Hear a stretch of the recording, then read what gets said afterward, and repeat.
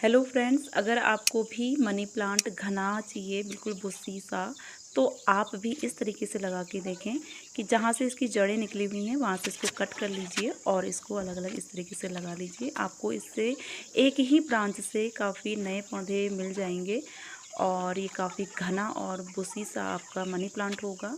तो ज़रूर से आप ट्राई करें, इसको इस तरीके से लगाएंगे तो काफ़ी घना आपको मनी प्लांट मिल जाएगा। Thanks for watching.